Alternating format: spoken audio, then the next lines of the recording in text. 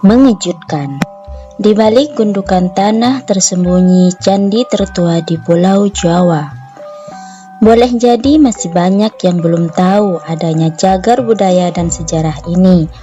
Kota Karawang yang selama bertahun-tahun telah dikenal sebagai lumbung beras nasional. Ternyata di tengah area persawahan yang begitu luas nan indah ada situs Candi Batu Jaya Karawang. Secara administrasi, Komplek Percandian Situs Batu Jaya terletak di 2 desa dan 2 kecamatan, yakni Desa Segaran, Kecamatan Batu Jaya, dan Desa Telaga Jaya, Kecamatan Pakis Jaya. Ada 2 candi di Komplek Percandian yang cukup terkenal beberapa tahun terakhir, yakni Candi Jiwa dan Candi Belandongan. Konon, Candi Jiwa merupakan peninggalan Kerajaan Tarumanegara. Dengan begitu, Candi Jiwa lebih tua dibandingkan dengan candi yang lain, seperti Candi Borobudur yang terletak di Magelang. Pakar arkeologi Indonesia mengatakan situs Batu Jaya menggunakan material bata pada abad ke-5 Masehi. Berdasar analisis pertanggalan radiokarbon dating C14, analisa bentuk paleografi, analisis sumber-sumber berita Cina dan prasasti terkait masa kerajaan Tarumanegara. Jadi bata di Batu Jaya bisa lebih tua dari batu candi-candi di Indonesia. Membuat bata lebih sulit daripada memahat batu. Penguasaan teknologi pembuatan bata dari sejak pemilihan jenis tanah, bentuk, ukuran dan pembakarannya, apalagi awet sampai hari ini, menunjukkan tingkat peradaban yang tinggi. Bata berukuran 41 x 22 x 7 cm, diolah sangat baik, keras, bercampur temper, pasir, kulit padi atau sekam dan dibakar sempurna. Sejarah awal penemuan Candi Jiwa dan kapan ditemukannya Candi Belandongan. Penemuan awal Candi Jiwa dan Belandongan bermula dari warga desa menemukan unur-unur atau gundukan tanah berisi reruntuhan kuno.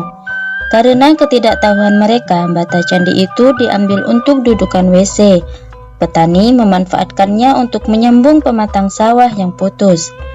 Tim survei arkeologi dari Fakultas Sastra Indonesia yang saat ini bernama Fakultas Ilmu Budaya Universitas Indonesia yang sedang meneliti situs Cibuaya, sekitar 20 km timur laut Batu Jaya. Dilapori warga yang membantu tentang unur-unur ini. Lalu 11 unur mereka temukan, dan hal itu terjadi pada 1984. Mulai ekskavasi pada 1985 dan dilanjutkan pada 1996 hingga 2001 oleh tim arkeologi Fakultas Sastra Universitas Indonesia. Pada proses pemugaran, para ilmuwan kemudian menemukan batu-batuan pembentuk candi, tulang-tulang manusia dan binatang, gerabah, serta kerang-kerang laut kuno. Misteri pembangunan dari candi-candi tersebut sampai saat ini masih belum jelas terungkap, karena memang tidak banyak sumber yang mengungkapkan asal mula dari candi-candi situs Batu Jaya. Namun temuan mengejutkan terjadi pada 2003 sampai 2011, di mana para ahli menemukan kerangka manusia dalam jumlah banyak yang masih utuh dari tengkoran sampai telapak kaki. Dari penemuan kerangka manusia ini, tentu menimbulkan tanda tanya besar. Apakah di sekitar candi terdapat pemakaman raja-raja atau bangsawan pada zaman Tarumanegara? Atau kerangka ini adalah persembahan untuk dewa sesuai kepercayaan tertentu pada waktu itu? Hingga saat ini belum diketahui mengapa situs Candi Batu Jaya ini dapat terkubur lapisan tanah sedalam 60-100 cm dan membentuk unur-unur. Apakah dari faktor alam, seperti misalnya letusan gunung api yang besar, kiriman lumpur banjir Sungai Citarum akibat perang, ataukah karena sebab yang lainnya? Jika dilihat dari udara, Candi Jiwa seperti bunga teratai sebesar 19 kali 19 meter, tak beruang, tak berpintu, tak berstupa, ataupun anak tangga. Bentuk semacam ini jelas tidak ditemukan pada candi manapun di Indonesia. Pada bagian atas candi tersusun bata melingkar dengan ukuran diameter 6 meter berbentuk kelopak bunga teratai. Bunga yang sering digunakan dalam upacara-upacara keagamaan agama Buddha. Kemungkinan candi jiwa ini digunakan untuk meletakkan arca atau patung. Konon, sebelum dipugar pada 1996 kawasan Candi Jiwa Batu Jaya, Karawang, bentuk candi jiwa hanya berbentuk gundukan tanah atau unur. Banyak warga menyebut gundukan tanah ini adalah bukit. Lantas banyak warga memanfaatkan gundukan tanah untuk bercocok tanam dan meletakkan ternak. Mereka mengingat kawasan ini dulunya adalah kawasan rawan banjir. Warga terpaksa menginapkan ternak mereka di atas gundukan tanah tersebut. Namun, keesokan paginya ada saja ternak yang mati tanpa sebab. Dari situ warga tak lagi menyebut gundukan tanah ini dengan unur, namun unur jiwa, karena sudah memakan jiwa-jiwa binatang tersebut. Alhasil warga sekitar menyebut dengan candi jiwa. Warga yang tinggal di kawasan tersebut sebelumnya tidak menyadari bahwa sesungguhnya mereka tinggal cukup dekat dengan situs yang menyimpan kebudayaan peradaban tinggi masa lalu. Candi Blandongan. Berbeda dengan candi jiwa, nama Blandongan diambil dari dialek setempat yang identik dengan pendopo atau bangunan besar untuk pertemuan atau menerima tamu. Dikarenakan lokasi candi tersebut sering dijadikan tempat peristirahatan seusai mengembalakan ternak. Yang mencolok dari Candi Blandongan adalah desain yang unik, dari batu berwarna merah tak seperti batu di candi lainnya yang ada di Jawa. Candi Blandongan adalah bangunan yang paling lengkap untuk menyimpan berbagai situs purbakala. Teknologi arsitektural yang ada di candi ini lebih rumit dari yang lainnya.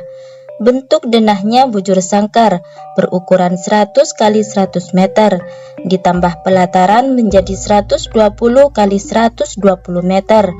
Bangunan candinya sendiri berukuran 23 x 23 meter. Gerbang masuknya berukuran 2 x 2,3 meter. Batu kerikil bercampur adonan lepa putih dengan kerang melapisi ruang dalam. Sudut luar bangunan berbentuk bak bastion benteng. Banyak amulet dari bahan tanah liat yang dibakar, tertera relief mantra dan tokoh Buddha. Candi Blandongan juga memiliki 4 jalan masuk berupa tangga, di keempat sisinya dengan jumlah anak tangga 9. Selain berupa candi, di dalam Candi Blandongan juga ada sebuah penemuan benda bersejarah, di antaranya amulet dan gerabah bumi. Amulet adalah jimat yang ditanam seseorang saat seseorang mengunjungi suatu tempat dan juga tanda seseorang menemui nazarnya atau sebagai penolak bala.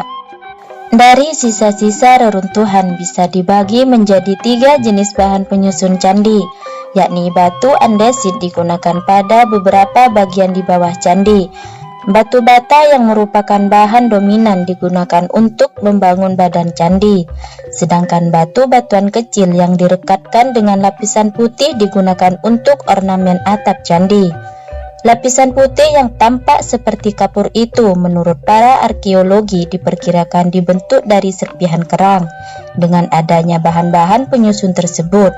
Pada zaman dahulu tentunya candi ini amatlah megah, namun sayang sekali tidak ada literatur yang bisa dijadikan pedoman seperti apa bagian atas dari Candi Blandongan ini.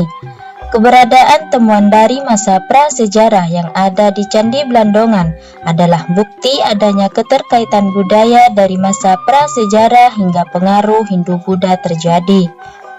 Dari penemuan candi ini kita perlu merenung dan mengingat betapa majunya kultur bangsa kita di masa lalu, di mana candi tertua dan candi terbesar ada di Nusantara, negeri di mana kita berpijak, dilahirkan, dan dibesarkan oleh tetesan keringat nenek moyang yang telah berperadaban maju.